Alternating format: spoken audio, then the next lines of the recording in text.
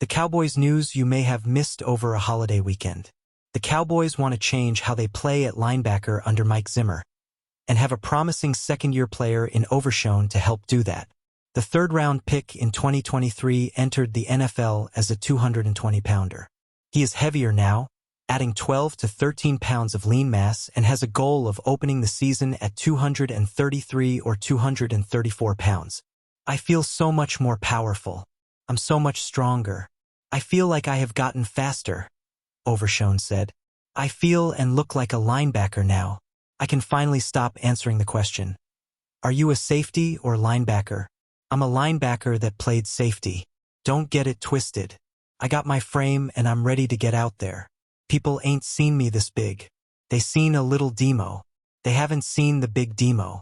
People are going to be scared of this DeeMo. Overshown is playing weak side linebacker in the new defense under coordinator Mike Zimmer, with free agent signee Eric Kendricks in the middle and Damone Clark at strong side linebacker. With Overshown's return and Kendricks signing, linebacker is the one position where the Cowboys have upgraded this offseason. I feel like all of our linebackers can be all-pros and pro bowlers, Overshown said. One thing I know is that run is not going to be a problem. Being around Zimmer, he loves coaching ball and we are constantly learning. One thing that I really respect about Coach is he's teaching us the ins and outs of his defense. He is going to let you know what you are not doing right and he is going to show you. I know our defense is going to be a lot better this year. Kendricks. Zimmer D suits Dallas very well. Nick Harris, DallasCowboys.com. Reuniting Eric Kendricks with Zimmer was the first notable thing Dallas did in free agency this offseason. While he is the new guy in the building to most, it's not a foreign experience to Kendricks. After 8 seasons in Minnesota, 7 of which alongside Zimmer, Kendricks spent the 2023 season with the Los Angeles Chargers. That experience, he says, has him prepared for this one. It's been good, Kendricks said of his new environment. A lot of new faces. I'm the new guy. I did it last year, so I'm familiar with it a little bit. Everyone has been welcoming. The locker room is great. The beginning of OTAs last week allowed Kendricks to finally put the helmet on and begin the install phases of what Zimmer's defense will look like in 2024. While most of it is Kendricks recalling his former days with Zimmer, new iterations keep him eager to learn like the rest of his defensive teammates. Obviously, I have a lot of experience with it, he said. We're doing things a little bit differently. We've added some new things. I'm still learning. I'm still trying to check my ego. I don't know all the answers. While that may be mostly true, there won't be a player on the field in 2024 that will be more important to the system's success than Kendricks. His experience making the calls for previous iterations of Zimmer's defense has allowed him to know exactly what works in certain situations and what doesn't work. In his eyes, the personnel in place in Dallas has the ingredients for a recipe of success under Zimmer. I know the strengths and weaknesses of this defense, he said. I know what it's capable of. There are a lot of guys on this team that haven't played in this defense, and they don't know it yet, but it suits them very well. I can't wait to see it. Can the latest Cowboys second-round pick break the cycle?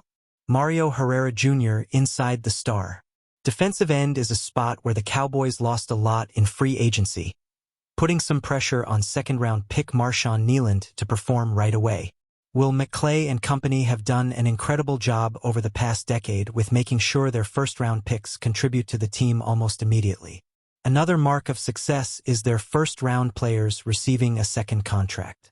But there is a major flaw in their process that they seem intent on continuing in the future. They take incredible risk, both with injuries and with character when they draft in the second round. They have been hit or miss there, and today I want to take a look at their second-round picks over the past decade to try and decipher whether or not Kneeland can prosper. This section is reserved for second-round players who received a second contract with the team. DeMarcus Lawrence. DeMarcus Lawrence is probably the most impactful second-round pick along with Trayvon Diggs. Lawrence has earned more than a second contract with the team, becoming one of the leaders on the defense over the years. He continues to be a leader with his play on the field despite being an 11-year vet, displaying savvy veteran instincts on the field. The future. Marshawn Kneeland has the opportunity to do something no Cowboys second-round pick has done since DeMarcus Lawrence. last more than 2 contracts with the team. It's a little bit ironic that Nealand and Tank have so many similarities. From the position they play to the tenacity in which they play the game. There is no better tutor for Nealand than Lawrence, and hopefully he can pass on to him the gift of longevity so he can break the cycle of failed second-round picks. Where Darren Bland plays could determine how good the Cowboys' cornerback group is in 2024. Dan Rogers, blogging the boys. Can Darren Bland repeat his historic 2023 season alongside Trayvon Diggs for 2024? Bland on the outside. Last year, this option made some of us nervous. We had a good sampling of how well he played the slot, but how would he fare on the outside? Now, we know he can do it. In this scenario, Diggs and Bland handle the boundaries while Lewis mans the slot. Lewis is a proven slot corner. He's typecast into this role not just because of how well he plays there, but also because of how well he does not play on the outside. Lewis is small and doesn't have the makeup speed to hang on the outside, but he's really good for the first 3 seconds. Lewis has good quickness and is an instinctive closer. He's a physical player and plays his best with short area bursts near the line of scrimmage. The downside of this scenario is that even though Bland was sensational at times on the boundary, he did have some struggles too. You could see him get grabby or lose separation when trying to stay with well-executed routes. The good stuff overshadowed the bad, but there were times he had issues, and for this reason, it's a less than ideal scenario to keep him on the boundary. He has shown he can fill in if needed. It's just not his strength. Bland in the slot. Because of how solid Lewis is in the slot, it may seem like a better use of resources to keep Bland on the outside so the team has their most experienced corners on the field. However, if Bland is selected to play the slot, it means better things for the Cowboys' defense. First, Bland is better in the slot. He has greater length and is faster, so when he closes he can cover a lot of ground. Receivers will appear open only to have Bland fire across and undercut the route. But for Bland to be playing the slot, that means someone else is playing the outside. While Gilmore is the preferred option, we are all curious to see how 5th-round rookie Kalen Carson does in camp. The traits this corner possesses could be an interesting piece of the puzzle. Predicting NFC East standings after 2024 schedule release. Sayer Bettinger, the Landry hat. As always, it feels like the head-to-head matchups in the division will decide the NFC East this season. 2. Dallas Cowboys, 10-7. You hate to be overly negative at this time of year, and I don't mean to be negative with this projection. The gap between the Cowboys and Eagles last year was razor thin, but the Cowboys lost a lot in the 2024 offseason. Can the Cowboys still beat the Eagles head-to-head? Yes.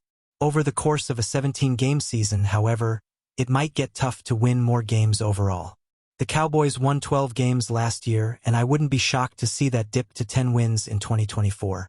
There were a lot of losses defensively on the offensive line, and obviously on the coaching staff to think this Cowboys team is going to match or exceed last year's win total.